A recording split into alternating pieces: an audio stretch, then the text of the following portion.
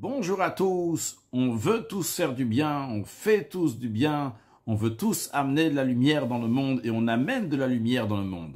Mais aujourd'hui, voyons ensemble quels sont les outils, quels sont les moyens que nous devons prendre pour amener cette lumière et faire du bien dans le monde.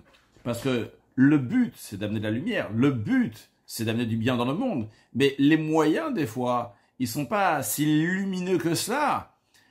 Aujourd'hui, voyons comme le rabbi nous explique dans la paracha de Ba'alotra, on nous parle du candélabre, de la menorah à 7 branches. Ra'iti menorah zav kula. Quand le prophète dit, j'ai vu une menorah, un candélabre qui est entièrement en or, ce qui fait référence à Knesset Israël, au peuple juif, à l'âme du peuple juif.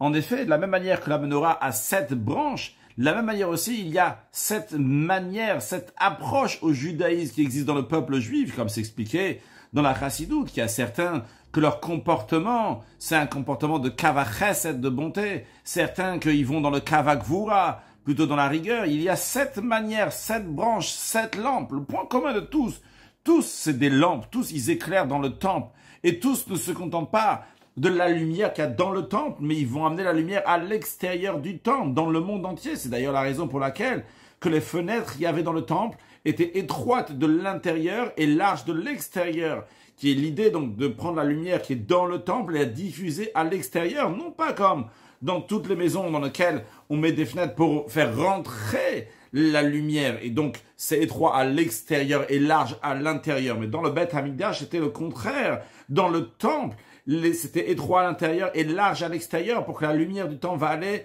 et éclairer le monde entier. Ça, c'est le but du temple. Et qui est-ce qui faisait ça? Qui est-ce qui allumait?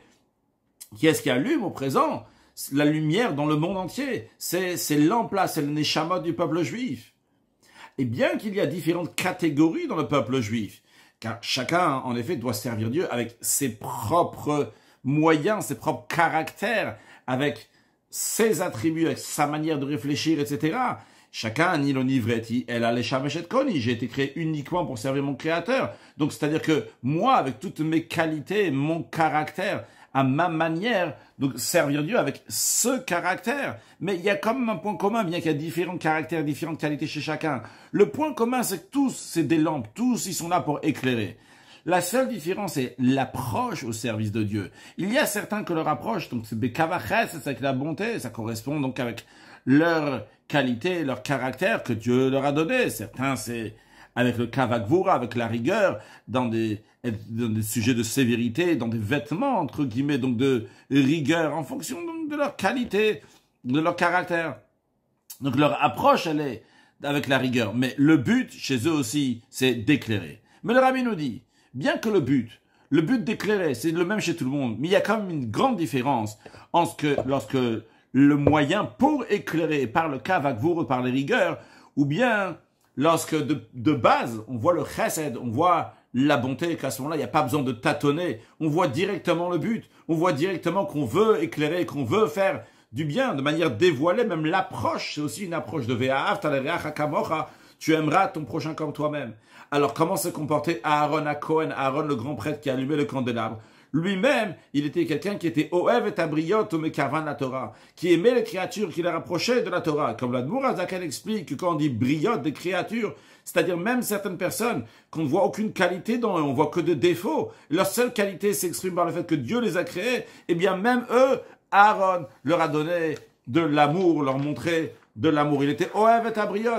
Il aimait ces créatures-là aussi. Et pas seulement que le but, il était pour les aimer, le but était pour les éclairer, mais la manière aussi, le chemin pour arriver à cela aussi, était un chemin qui était lumineux, il était Oev et Abriot. Il aimait ces créatures-là, et par cela, au Mekarvan la Torah, il les rapprochait à la Torah, qui vont devenir des Bnei Torah, des gens qui étudient la Torah, qui sont liés avec la Torah, et donc, pas seulement qu'ils arrivaient au but, qui va les rapprocher de la Torah, mais aussi que la Torah représente cette lumière, mais aussi donc le moyen comment les rapprocher, c'est avec Ahava, avec amour. Et le rabbi nous dit qu'il en est de même aussi la manière qu'ont fait tous les rabbis de Chabad jusqu'au rabbi précédent, inclut que le travail d'un rabbi, c'est d'allumer les lampes du peuple juif. En effet, dans chaque juif, Ner Havai et Nishmat Adam, il y a la lampe de Dieu, qui est le Neshama, l'âme de l'homme. Donc chacun de nous a cette lampe-là, mais certains attendent qu'on va l'allumer. Ça, c'est le travail des rabbis, Nessi et Israël, les chefs du peuple juif, c'est allumer le ner Havaye, la lampe de Dieu, la neshama de l'homme qui est caché dans chaque juif. Et dans ça, il y a 7 catégories. Chez le rabbi de Chabad en général, et particulièrement chez le rabbi précédent, le Baal HaHilula, vu que le rabbi a dit cette sira, c'était Yud Shvat Tafshin Tet Zayin, le 10e jour du mois de Shvat, le jour de Hilula du rabbi précédent, en 5716. Le rabbi a dit donc, son comportement n'était pas que juste arriver au but avec la lumière, mais aussi la manière pour arriver au but était une telle manière, avec du kirouv, avec rapprochement, de manière agréable. Il a allumé le ner Havaye Nishmata, la lampe de Dieu, la neshama de l'homme, qui se trouve dans toutes les catégories du peuple juif. Donc le rabbi nous dit clairement ici que dans notre génération, notre travail, il est comme les rabbis de Chabad, pas seulement d'arriver à un but que les Juifs vont faire Torah mitzvot, pas seulement d'amener de la lumière, que finalement on va avoir de la lumière, que finalement on va avoir du bien, mais que la manière et l'approche pour faire toutes ces choses-là doit être fait de manière lumineuse, avec amour et paix, Mashiach now.